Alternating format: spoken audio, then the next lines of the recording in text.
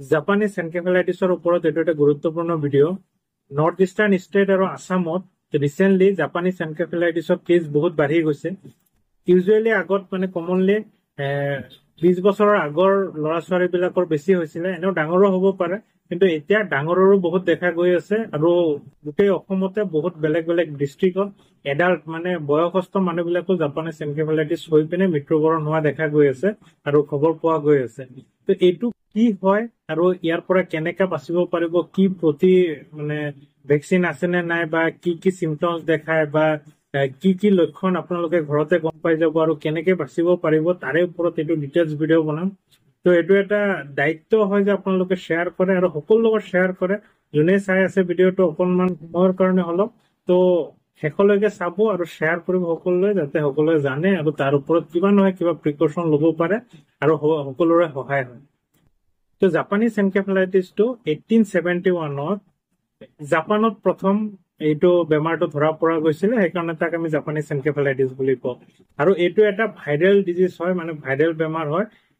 ভাইৰাছটোৰ নাম হ'ল ফ্লেভি ভাইৰাছ, যোনটো বগলী মানে স্পেচিছ এটা আছে হেৰন বুলি কয়, তাৰ গাৰ পৰা। আৰু পিগ হ'ল হোষ্ট হয়, হোষ্ট ৰিজাৰ্ভিয়ৰ হয়, মানে যাৰ গাত মানে এই ভাইৰাছটো ডাঙৰ দীঘল হয় বুলি ক'ব পৰা যায়।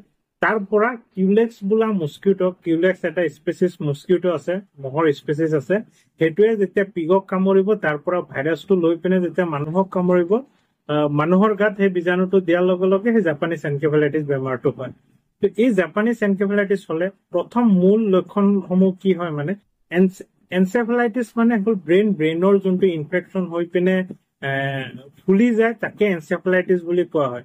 তো জাপানীজ এনকেফেলাইটিছ মানে জাপানীজ যোনটো ফ্লেভি ভাইৰাছৰ পৰা হয়, সেইটোকে আমি ভাইৰেল এনচেফেলাইটিছ, জাপানীজ এনকেফেলাইটিছ বুলি কওঁ। তো এই এনচেফেলাইটিছ হলে যেতিয়া ব্ৰেইনৰ যিকোনো ডেমেজ হয়, যেনেকে আমি ব্ৰেইনত দুখ পালেও, এক্সিডেণ্ট হলেও যেনেকুৱা মানুহৰ বমি হয়, মানে ব্ৰেইনত চুট পোৱা মানে দুখ পোৱাৰ যোনখিনি লক্ষণ থাকে একজেক্ট চেম। জ্বৰ হ'ব, ফাৰ্ষ্ট লক্ষণটো হ'ল জ্বৰ, তাৰপিছত কনফিউজন মানে মাথা ঘূৰাই থকা, তাৰপিছত নেক ষ্টিফনেছ মানে ডিঙিটো বহুত টান হৈ যাব, যে আমি এনেকা যদি টুটুৰিটো ইয়াত লগাব বিচাৰো লগাব নোৱাৰিম, পিছপিনে সেইটো ডক্টৰে এলিচিট কৰি চায়। তো নেক ষ্টিফনেছ হয়, তাৰপিছত ভমিটিং হ'ব, ব্লাড ভিজন হ'ব, চকু অন্ধকাৰ হৈ যাব, ভমিটিংটো মেইনলি বেছিকে হ'ব, আৰু ভিতৰত বহুতো প্ৰব্লেম দেখা দিব। কাহ জ্বৰ যোনখিনি বডি এক নজিয়া, এই গোটেইখিনি হৈ থাকিব। ভাইৰেল ফিভাৰৰ যিমানখিনি লক্ষণ আছে গোটেইখিনি দেখা দিবই, জ্বৰ, কাহ, চৰ্দি, গা বিষ হৈ থকা, এইখিনি দেখা দিব। তাৰ লগতে বহুত বেছি মাথা বিষ আৰু চকু আন্ধাৰ হৈ যোৱা, বমি হোৱা আৰু নেক ষ্টিফনেছ, এইখিনি হ'ব পাৰে। তো এইখিনি যদি লক্ষণ দেখে টটালিকে মানে ওচৰৰ ফাৰ্মাচীৰ পৰা মেডিচিন নাখাই পিনে হস্পিটেলত দেখাব, আৰু হস্পিটেলত গৈও টাৰ্চাৰী কেয়াৰ বিলাকত আমাৰ CSF এক্সামিনেশ্যন হয় আৰু জাপানীজ এনকেফেলাইটিছৰ টেষ্ট হয়, তাতো গৈ কৰাব পাৰে, আৰু যিমান সোনকালে পাৰে চিকিৎসকৰ পৰামৰ্শ ল'ব।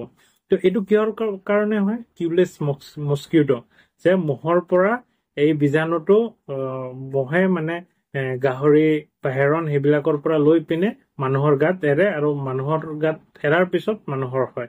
তো এইখিনি বাচিবৰ কাৰণে আমি এইখিনিৰ পৰা আঁতৰি থাকিব লাগিব। এতিয়া মহৰ পৰা আঁতৰিবলৈ কি কৰিব লাগিব? যে মচ্ছাৰদানী যোনটো আঁঠুৱা হয়, সেইটো আমি সদায় ব্যৱহাৰ কৰিব লাগিব। আৰু কোৱা যায় যে ঘৰৰ ওচৰে পাজৰে 100 মিটাৰলৈকে ক'তো পানী জমা হ'ব নিদিব, য'ত নেকি মহে কণী দিব পাৰে, তাৰ পৰা বাচ্চা হয় আৰু মহৰ পোৱালি হয়। আৰু সেইটো হলে যিমান মহ বেছি হ'ব, তো কোনটো মহৰ গাত সেইটো ভাইৰাছ আছে ক'ব পৰা নাযায়।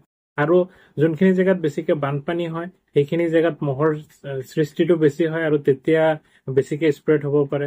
আৰু তাৰপিছত যাৰ ঘৰত গাহৰি ফাৰ্ম আছে, একদম ঘৰৰ ওচৰতে আছে, তো তেতিয়া বেছি চান্সেছ থাকে যে একদম ওচৰৰ পৰা মহে কামুৰিলে, আহিলে মানুহক কামুৰিলে তেনে হৈ যাব পাৰে। যিমান পাৰে মহৰ পৰা বাচি থাকিব, আৰু DDT ইউজ কৰিব, আৰু পানী জমা হ'ব নিদিব। আৰু ইয়াৰ কাৰণে জাপানীজ এনকেফেলাইটিছৰ কাৰণে ভেকচিনো আছে, আপোনালোকে হস্পিটেলত গৈ কণ্টেক্ট কৰিব পাৰে, আৰু সেইটো ভেকচিনো ল'ব পাৰে। সেইটোও 90% এফেক্টিভ হয়, যে আপুনি ভেকচিনটো ল'লে আপোনাৰ গাত যদি সেইটো ভাইৰাছটো আহেও, তেনেহ'লে তাৰ পৰা বাচিব পাৰিব। মেইনলি কৰিব লগা কথা হ'ল যে আপোনালোকে ভেকচিন লওক, সকলোকে এৱাৰ কৰক যে ভেকচিন ল'ব লাগে।